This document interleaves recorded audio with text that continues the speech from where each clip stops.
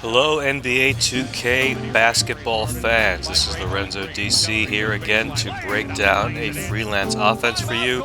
This time, having done the 3-2 basic, I'm going to do the 3-2, 3-out 2 and extended for you.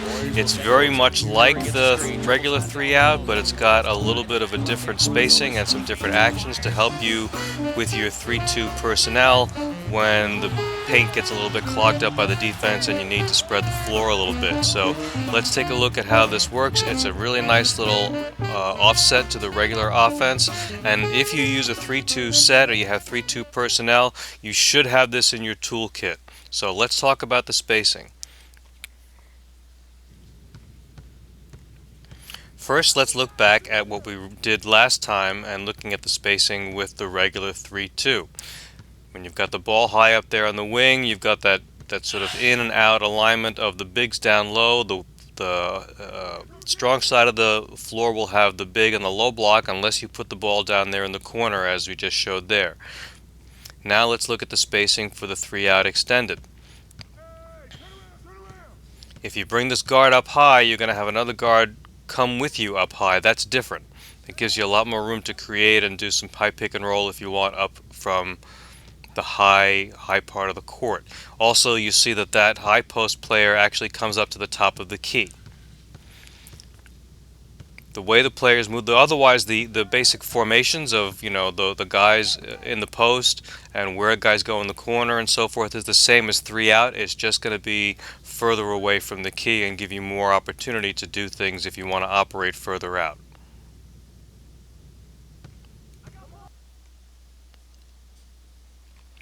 Let's take a look at the offensive actions. Again, some of the stuff is going to be familiar to you from the 3-out 2-in alignment. If you need a refresher on that, take a look at the video I did on that. So right here I'm just kind of dribbling around a little bit just to see where people move and how they move. We're going to get that, you see that cut to the top on the high wing for a 3. If you bring it down here into the low post, action's going to pretty much die. Just as it does in the regular 3-2. You're not going to get a lot of action down there. This is an offense that thinks once you go down there, you're going to post up or you're going to kick out.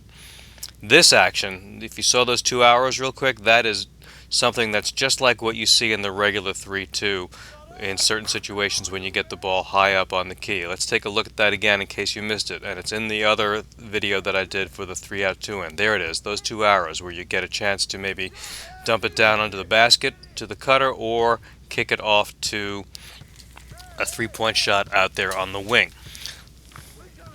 Last time, there it is again. It's hard to get that guy open down low, but sometimes it happens depending on what the defense is trying to take away from you. What is going to be different in the 3-out 2-in extended? What kind of actions can you expect to see that you haven't seen in the 3-out? This one.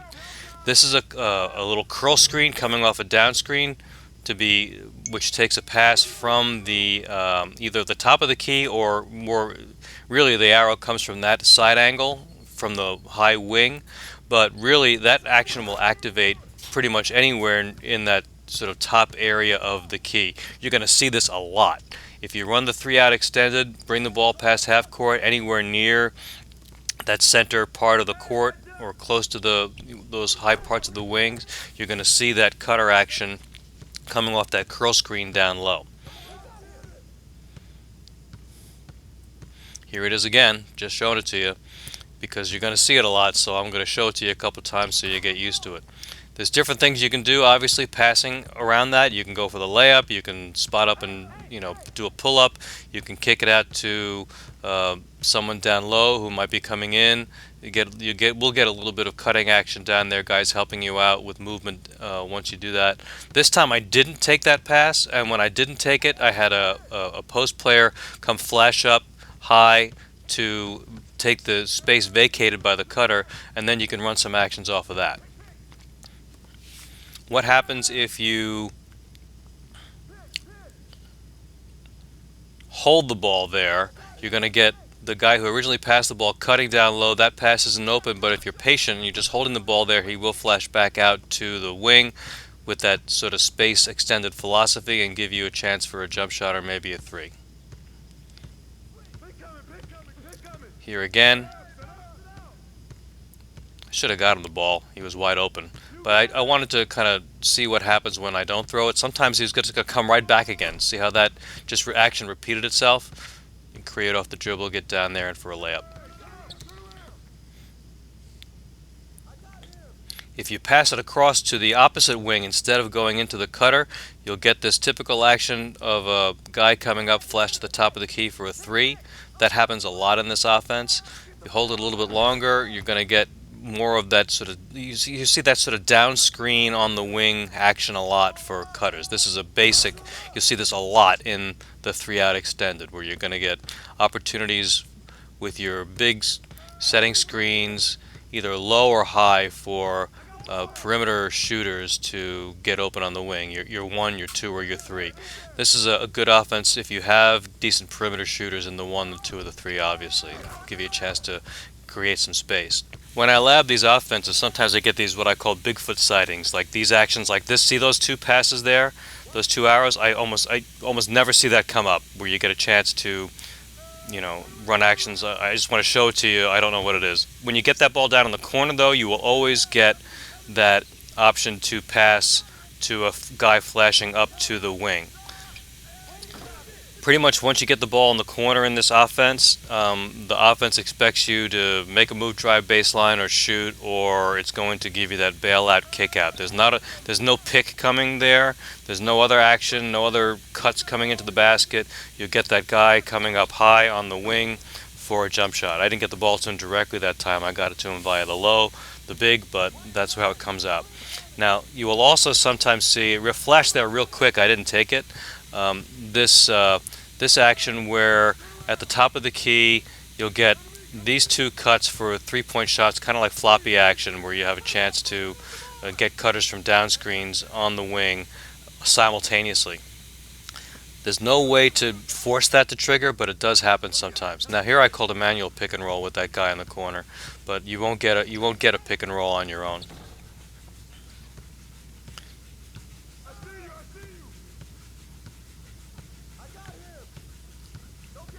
Here's that sort of floppy-ish action again, where you have the two cutters coming up the side for the perimeter shots.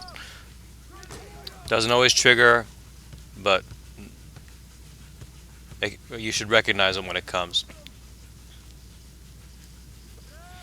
Don't forget, now this is an offense that is going to allow you to do some things in the post. Just because you're extended doesn't mean you can't get the ball down there, so that's why I threw that little clip in there as a reminder. Don't fall in love with the perimeter all the time.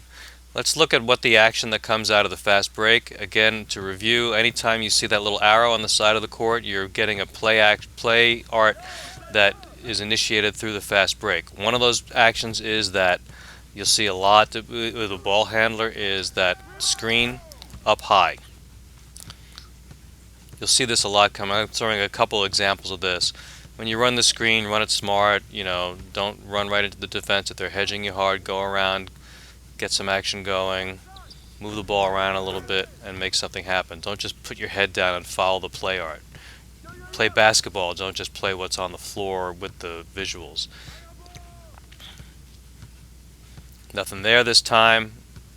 So once that dies, it resets to this typical action where you get the bubble on the one wing and you get a flash cut to the high wing for a perimeter shot on the opposite side wing if you swing the ball over.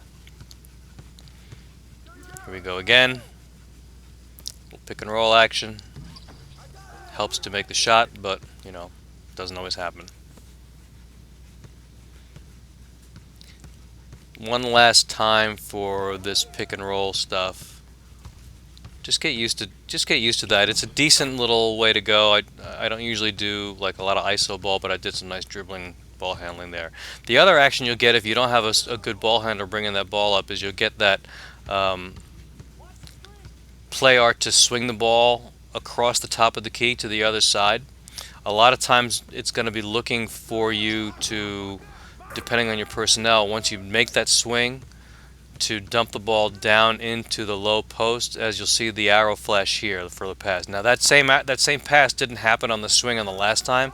That's probably personnel based, but that's really what that action is designed to do. And once you get it in there, and once you make those passes, everything kind of dies because it's expecting you to just post up. Here's another example. This time I just wanted to experiment and see what happens if you don't swing it down. You know, you'd still have, because of the spacing, you'll have that opportunity for the open three. This one is a little bit different. When you don't have guards up top on the break, you'll get, instead of that swing across two passes, you'll get a high pick and roll like that. So because there was a big toward the top of the key, you got that high pick and roll action. So let's take a look at how to use the 3-out extended offense as a whole. First off, it's very similar to the regular 3-out offense in that it gives you a lot of room to create. You still want to do all the things you like to do with handoffs and pick and rolls and pick and fades and shooting off the pick, all those little actions that you like to do to create on your own. This will give you the opportunity to do just like the regular 3-out. Because like the regular 3-out, there aren't a lot of deep branches and actions, it's going to rely on you as the user to kind of take initiative and make something happen. That said, it does provide a really good backdrop for you if you have decent shooters and maybe not great back to the basket shooters. So if you have, big personnel who are not, no one's really a stretch, so it's not like you want to run a space the floor 4-out kind of an offense, but you still want to get some offense and you have some decent shooters through 1, 2, and 3. I kind of like the Pistons with that because that's the case a little bit with the Pistons as I was practicing this. Going extended space gives you a better chance to get catch and shoot situations for those guys. So that's kind of cool. As always in 2K, you want to mix it up. You want to pass the ball, move the ball. Don't get too static. Also, when I did this, watch this. I practiced this. When you practice this stuff, take a look at the hot zones if you're not in the habit of doing that. Here I got a nice 3-point shot for right in the hot zone. So when you practice this stuff, think about how you can use the offense in combination with your personnel to get the kind of looks that you want, high percentage looks that you want, as sort of a best practice tip.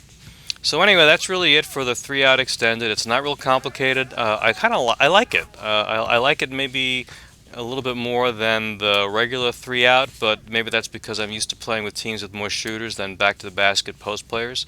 It still gives you an opportunity to do some work with your low post stars if you have them, but it helps you. I definitely recommend if you have 3-out personnel, you should mix this in when you're doing 3-out regular as part of the game anyway at some point, because you need to keep the defense adjusting to what you're doing.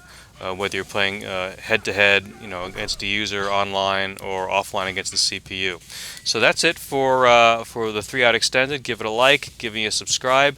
I'm sorry I took a little bit longer with this video than the last one because I got some feedback that I rushed that one, which I kind of felt like I did. So that's it. Have a good one.